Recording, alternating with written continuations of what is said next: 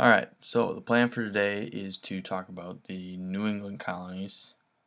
I got a PowerPoint for you today, working on getting to know these New England colonies. So you've probably heard of the region of New England before. New England's the northern part of the original 13 colonies. We got a picture of the original 13 colonies here, and this northern part up here is called the New England colonies. And there's another map over here with them labeled, these New England colonies over here. So that's what we're going to be talking about today. These northernmost colonies of the English colonies in North America. So let's go over these questions to be able to answer for today. The first one: why did the Puritans found or start the Massachusetts Bay colony? So the Puritans are different from the Pilgrims, another P word, another group of people coming from England. So don't get them mixed up with Pilgrims. Pilgrims came first. They were the separatists who called themselves Pilgrims, but this is the Puritans that we're talking about today. So a new group of people. Why did the Puritans found or start the Massachusetts Bay colony? So you got to tell me what their reasoning behind doing this was, why they were going to move from England to the New World to North America to start this Massachusetts Bay colony. Next, why did settlers move from Massachusetts Bay colony to Rhode Island and Connecticut? So you have to tell me there were people that first were in Massachusetts Bay colony, and then they moved from Massachusetts Bay to Rhode Island and Connecticut. So what was their reasoning for moving to Rhode Island and Connecticut? It's the same. It's a group of Puritans. So they were here first. This group of Puritans was here first, and in Massachusetts Bay, and then they moved to Rhode Island and Connecticut. So you're gonna have to tell me why they did that. Next, how did New England colonies make a living, or colonists make a living? So how did the people living in the New England colonies, so these colonies right up here, how did the people in these colonies make their living? What did they do for jobs, basically? I'm going to be right out of the PowerPoint here.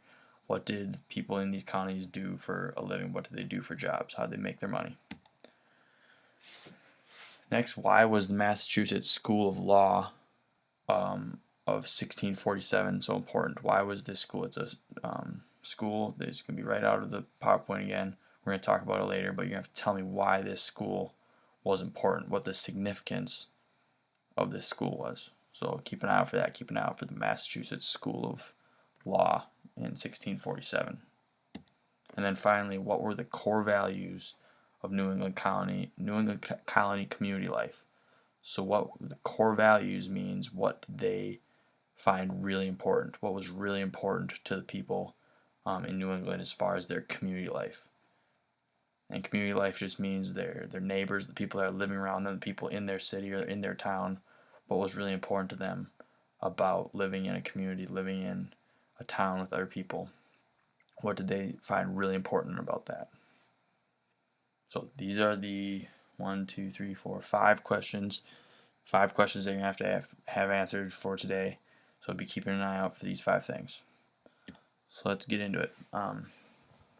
New England colonies. So in the year 1630 marked the beginning of the Great Migration. So this Great Migration was a movement of 1,000 Puritans, 1,000 people moving from England to New England.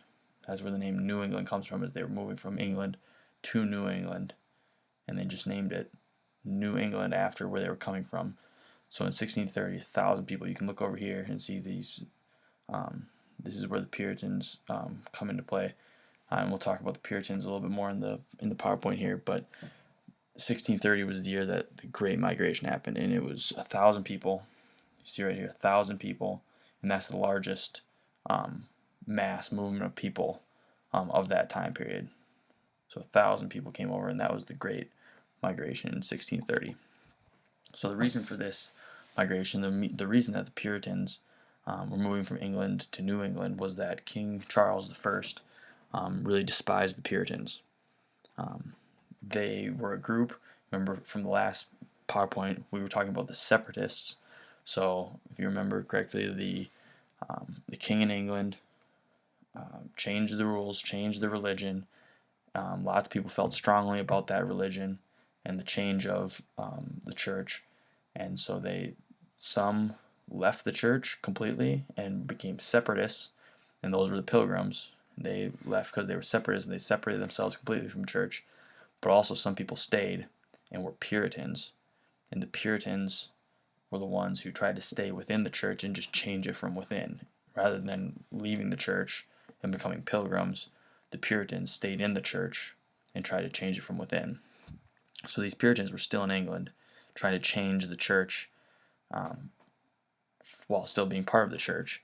And a new king came up, and this new king he hated the Puritans, and he hated that they were trying to change the church from within. So he was making life really tough on the Puritans that were living in England because he didn't like what they were trying to do about changing the church because they didn't agree with the change in religion. So what the Puritans did is they petitioned to start a colony in North America and form the Massachusetts Bay Company. So they were being treated really poorly in England. They were not able to have the religious freedom um, to go to church and to worship the way that they wanted. So they made a petition, which is pretty much just people getting together to make a statement to ask for something. So pretty much they asked to start a colony in North America. They asked this King Charles, okay, you don't like us being here, you despise us, we want to get out of here too, let us go start a colony in North America. And they formed this Massachusetts Bay Company.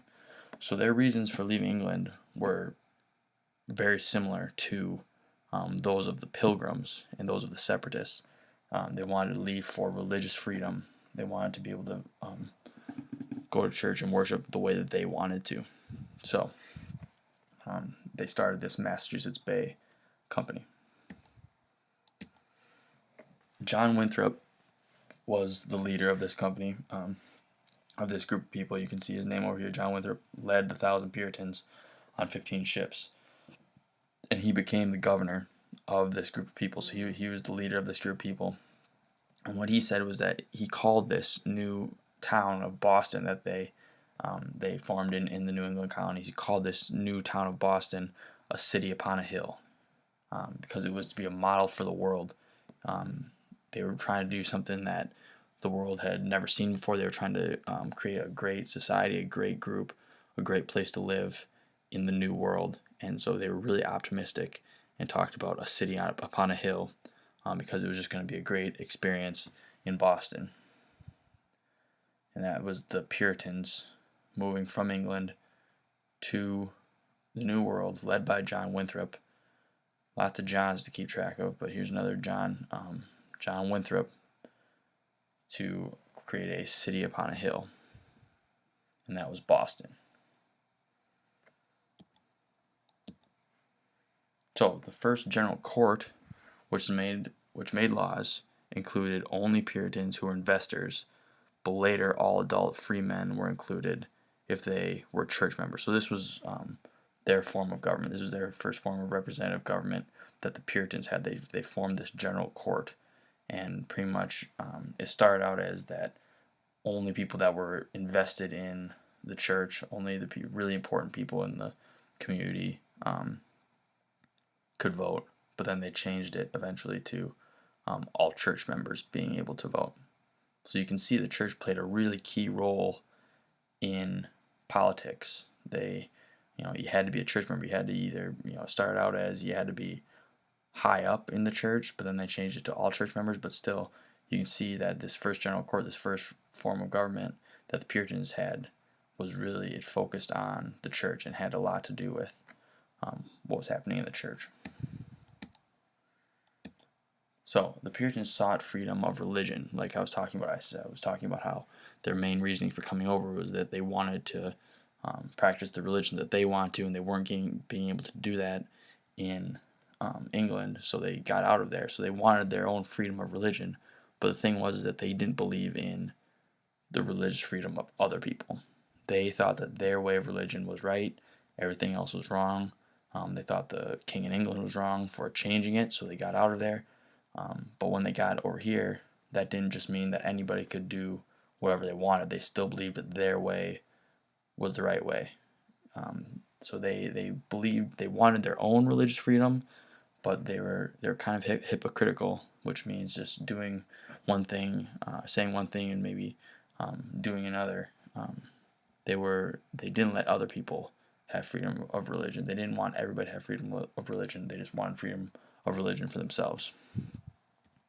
So Roger Williams believed that the separation of church and state was important. So which ended up becoming a basic principle of the American government. So he believed that the church shouldn't have power over the government. So like I was talking about back here with this general court and how the Puritan leaders and the church members were the ones that had a say, how the church was really influential and really important in the government. This Roger Williams didn't believe in that. He thought that the church and the government, the representative government, should be separate. They shouldn't happen at the same time. And you've probably heard of that phrase, separation of church and state, before, and that's what that means. And you've heard of it because it's become a basic principle of American government. It's something that the founding fathers that were starting our country and starting the government in our country that we have today believed in as well, that church and state should be separate, that the church shouldn't have as much of a say in government. And that's what this Roger Williams believed. So this Roger Williams was banished from the Massachusetts colony because the Puritans, they thought that their way was right. It was their way or the highway. So they gave Roger Williams the highway. He believed that they weren't doing it right, so they banished him. They kicked him out of the Massachusetts Bay County, which is up here in Boston. So this is where the Puritans are, up in Boston, and they kicked him out. So Williams spent the winter with the Native American group down here, and he bought land from them. And so when he was kicked out, he went and spent the summer or spent the winter with the Native Americans and got land from them, and he named it Providence. So this land that he bargained for with the Native Americans turned into Providence, and Providence is the city of Providence is still alive and well today, and it's Rhode Island. So Roger Williams started Rhode Island because he thought that the church and state should be separate, and they kicked him out of Massachusetts, so he started his own colony, his own community down here called Providence. And down here in Providence, Williams accepted everyone into his community. So nearby towns eventually joined, and it became known as Rhode Island. So and Rhode Island is a state today because of this. It's the smallest state in our country, and it came because this Roger Williams got kicked out and started his own colony, and he believed in religious freedom, and he let anybody, even everyone that came to his community was accepted, even people that he didn't necessarily agree with on religion, even if he didn't agree with them and he thought they were wrong. If they had a different view, he still accepted them, and that's something that our country has been founded on, and something that makes our country great still to this day. So that idea comes from and started with, in North America, it started with Roger Williams, and it ended up with Rhode Island and Providence being created because of it. So others left Massachusetts Bay County, but it was more so to find land on the Connecticut River Valley. So people left Massachusetts, they left Boston, they moved down in here into Connecticut and started up these towns in here because they thought it was getting too crowded up in Boston and up in Massachusetts Bay County. So people started to migrate and move all over this area, kind of down into Connecticut. So Thomas Hooker created a plan for his government called the Fundamental Orders of Connecticut. So he got that started down here in Connecticut after leaving Massachusetts Bay, and that's another form of another form of representative government. That's actually, they wrote down there for the first constitution for any group in North America, for a group in present-day United States, came from this fundamental orders of Connecticut. So he wrote down the rules for this orders of Connecticut. And in 1622, John Marshall and Sir Fernando Gorges received a land grant to bring people and settle in the area that is today New Hampshire and Maine. So then people started moving north in 1862. So you can see pretty much these 2 points are just showing that it started in Boston, then Roger Williams started down it here in Providence, and then it's just branching out from there. So the New England states are starting to form, and this is how it happened: people moving away from Boston and starting new settlements and colonies away from Boston. So in the New England colonies, a main idea to understand is that they made their living in many ways. It's easy to think about farming. People just assume that these first Americans, or these first English colonists, were all farmers, but that's not necessarily the case. Because of poor soil in a short growing season, New Englanders really just generally produce one crop, usually corn. So they could just have one corn crop throughout the year. And that doesn't really make for very good farming business, just having one crop, and that being it. The farming that did happen in the New England colonies was mostly subsistence farming, is what it's called. So that's just farming for your family. They weren't farming to make a profit. They weren't farming to then sell what they grew. They farmed and then they ate what they farmed. They grew just enough for their family, and it was subsistence. They were farming just enough for their family to make it through and provide for their family. So that's the type of farming that goes on, and it makes sense because even today, the business of farming is more in the Midwest, where the soil is good and the soil's rich. If you don't see much for big, huge cornfield operations out in the Northeast even today. That's just because the soil isn't as good and they can't do it as well. So farming, it happened, but it was mostly subsistence farming for just your family rather than farming to try to make a profit with money. So one way that people did make money was that New Englanders caught enough fish to be exported. So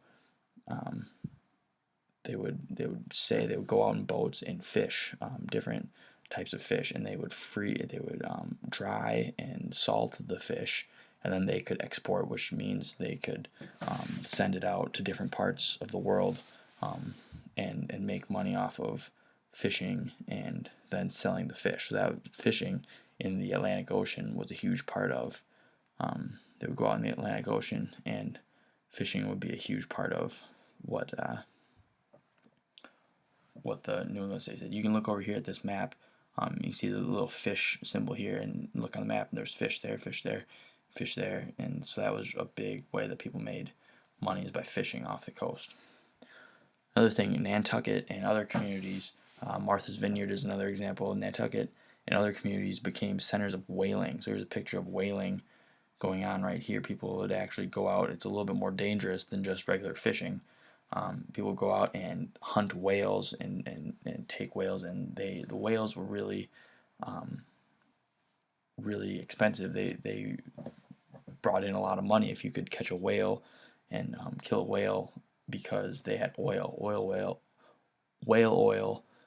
filled the oil lanterns of the time. So it was really important and really lucrative. Really, lots of money came in from people who could go out and hunt whales. Also, another huge research source was the forest of New England. They became a center of shipbuilding because of the dense forest. There's lots of wood readily available, so people could cut down trees and then make ships. Looking back up here at this map and this key, you can see the ships right here. So there's ships up here in New Hampshire, and there's also ships down here off of Cape Cod near Boston. So this is where shipbuilding went on. Also down here in Connecticut, shipbuilding was huge. There was dense forests, lots of trees to be cut down, so they would cut the trees down and build ships. By 1740, Boston was the largest city in the colonies. So Boston was the first city that the 1,000 people came over and founded with John Winthrop, and it became the largest colony by 1740. I believe 17,000 people approximately were in Boston by 1740. It was a large city in the colonies by then, so people could live in Boston. That was another way that people made money is being blacksmiths and barrel makers and things like that, shoemakers, things like that in the city of Boston. So ways that people made money were things like that as well in the city of Boston. Talk about the triangular trade. There's 3 stops on the triangular trade. It was the West Indies and the New England colonies. So this was one stop over here. You see where so West Indies in North America. This is kind of one stop here on this side of the Atlantic Ocean, but also up in England and down in West Africa was another stop. So pretty much what the triangular trade means is that when people built these ships, they were able to trade goods across the Atlantic Ocean, and each of these 3 places offered something different that they contributed to the trade. North America had things like tobacco and sugar and cotton and things like that, so they would trade that to Britain. Britain would then take the cotton and different goods and guns and things like that, and they would trade to Africa, and Africa would send slaves to the West Indies and North America to work in the tobacco fields and sugar, and that's how this triangle trade worked. And even though tobacco wasn't, in the actual farming business wasn't as important up in the New England colonies, the shipping was, and the way that this all happened was through the ships that were built and docked and harbored up in the New England colonies. So this triangular trade in the shipping routes were another way that people made money in the New England colonies. So last slide here, we're going to talk a little bit about a way to answer that last question. So those last couple questions. So the New England colonies, the first public schools system was set up under the Massachusetts school law. So Massachusetts school law was that, which means that, and it said that, Massachusetts school law said that for every township or every small town, every 50 kids, there needed to be a teacher brought in and hired to teach them how to read. So every place, if there was a small village that had 50 kids, they would need to bring in a teacher to teach those 50 kids how to read. And if there was a big city like Boston, neighborhoods would be blocked off, and for every neighborhood with 50 kids in it, every section of Boston with 50 kids in it, a teacher would have to be brought in. So for every 50 kids in the colony, in the state of, or the colony of Massachusetts, there had to be a teacher, and it was made so that every kid would learn how to read through this Massachusetts school of law, and that was the first public school system, and it was free to the kids. Everybody did it, and it didn't matter if you were a rich kid or a poor kid, came from a good family, or struggled. They all learned to read through this Massachusetts school law.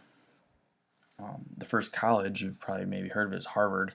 It's the first colony, or first college in the colonies. That's Harvard. That was in New England. Still going strong today. Still a very prestigious college. Still today is Harvard. Is the very first one in the colonies. So moving into the community life, the town, the family, and Puritan religion were central to the New England community life. So the town, the family, and religion. So first, the Sabbath was a high point of the week. So Sabbath was recognized on Sunday. So Sunday was the church day, and all work stopped, and everyone expected to attend church. Nobody worked on Sundays at all. Kind of similar to what we have today in some cases, where Sunday is kind of a day off, and it's the high point of the week. So and everyone was expected, and they had to go to church. And church services weren't short little church services either. They were hours long, and they were intense sermons and intense lectures and speeches from the preachers. The pastors and the preachers would have hours and hours long church services. So it was really important to the Puritans in New England. Another name for the church was the meeting house. It was a really important place in the community where the church was. That's where they would have meetings and work out things that were happening in the towns and in the colonies. Would be at the church. The meeting was held, like I said, to deal with community problems and other issues. Many rules and laws were based on the views of religion. So lots of there was rules like no dancing and no sports, things like that. Because of the church, because they didn't believe in those things in the church. So those were rules for everybody that everybody had to follow because of these town meetings and the church having such an influential role in the town meetings. And the family was important, really important in New England. Very devoted families, tight-knit families, and that was part of what made the New England colonies so successful, is that families stuck together, and family was really, really important in the New England colonies. So those are some examples of how community life was so central to the colonies. So that's it for this video. Remember to answer these questions here, and get those done. So.